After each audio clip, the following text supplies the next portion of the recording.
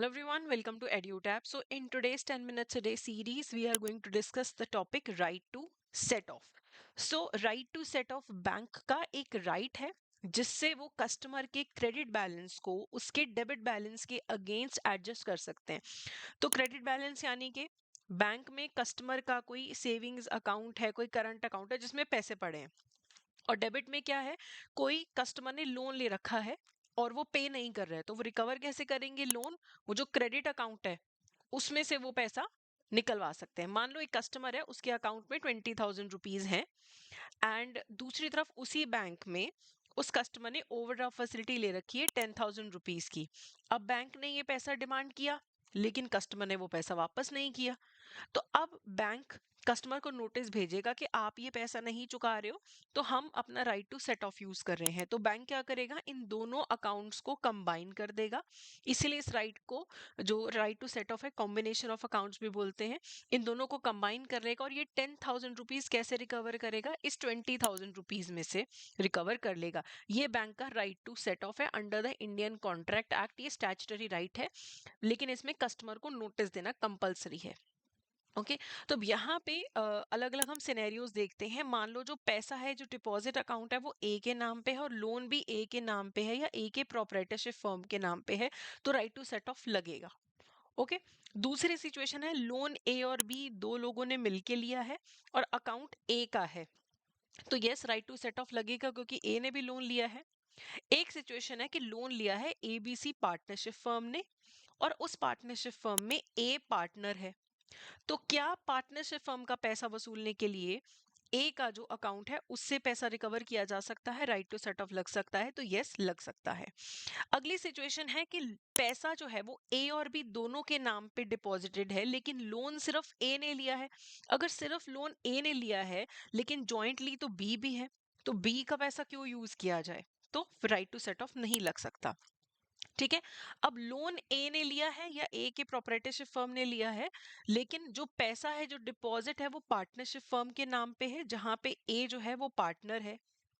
अब यहाँ पे राइट टू सेट ऑफ नहीं लगेगा। तो हमेशा याद रखना, अगर पार्टनर के नाम पे पैसा है और लोन पार्टनरशिप फर्म के नाम पे है तब तो राइट टू सेट ऑफ लगेगा, लेकिन अगर लोन पार्टनर के नाम पे है, पैसा पार्टनरशिप फर्म के नाम पे है, तब राइट टू सेट ऑफ नहीं लगता है।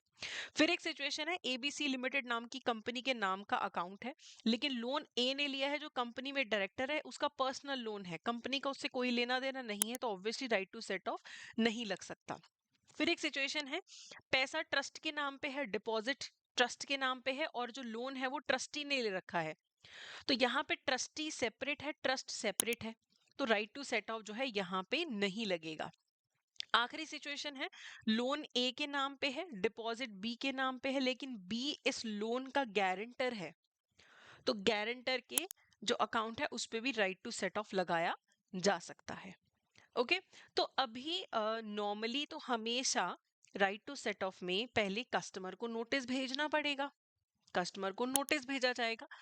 अगर कुछ ऐसे सर्कमस्टांसेस है जहां पे बिना नोटिस दिए कस्टमर को राइट टू सेट ऑफ लग सकता है, जैसे कि अगर बैंक को नोटिस मिले कि कस्टमर की डेथ हो गई है, वो इनसेन डिक्लेयर हो गया है, उसकी इंसैनिटी डिक्लेयर हो गई है, इंसॉल्वेंट हो गया है, तब राइट टू सेट ऑफ जो है ऑटोमेटिकली लगेगा बिना नोटिस के।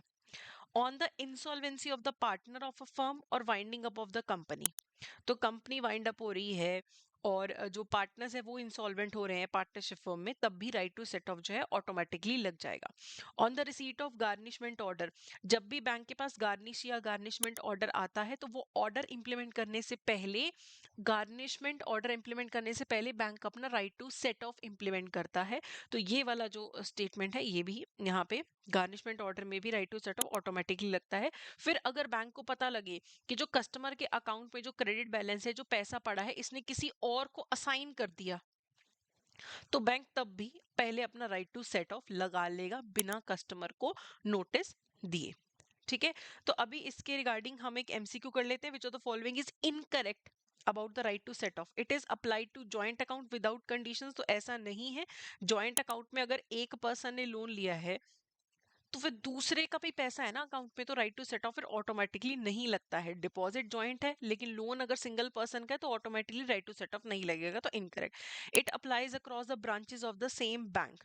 तो ये बिल्कुल सही है। देखो, हो सकता है कि जो लोन है वो बैंक की ए ब्रांच से हो, लेकिन जो डिपॉजिट है वो बैंक की बी ब्रांच में, लेकिन बैंक तो सेम है ना, तो पूरे बैंक को सिंगल एंटिटी माना जाएगा, सेपरेट सेपरेट नहीं माना जाएगा। तो yes, right to set off लग सकता है। इट एक्सक्लूड्स ट्रस्ट अकाउंट, बिल्कुल सही। ट्रस्टी का अगर लोन है तो ट्रस्ट अकाउंट बीच में क्यों आएगा, तो एक्सक्लूड हो जाएगा, है ना। Prior notice to the customer is mandatory, ये बिल्कुल सही है। पहले कस्टमर को नोटिस दिया जाता है फिर ही राइट टू सेट ऑफ लगता है, बिना उसके राइट टू सेट ऑफ नहीं लग सकता। तो इनकरेक्ट सिर्फ ए ऑप्शन था, तो ए यहाँ पे करेक्ट है। Okay, so I would like to inform you कि हमारा कैब का मास्टर कोर्स लॉन्च हो चुका है एंड लाइव क्लासेस मिलेंगी एग्जाम से पहले। अभी रिकॉर्डेड क्लासेस भी हैं, नोट्स भी हैं, टेस्ट सीरीज भी हैं, चैप्टर वाइज एमसीक्यूज भी हैं। So that will be really helpful. Okay, so आप एनरोल कर सकते हैं। अभी तो जैब 80 कोड यूज करके आप 80% ऑफ भी अवेल कर सकते हैं एंड जैब और कैब का कंबाइंड कोर्स भी अवेलेबल है। सो ये था हमारा आज का session. So that's it for today. Thank you so much.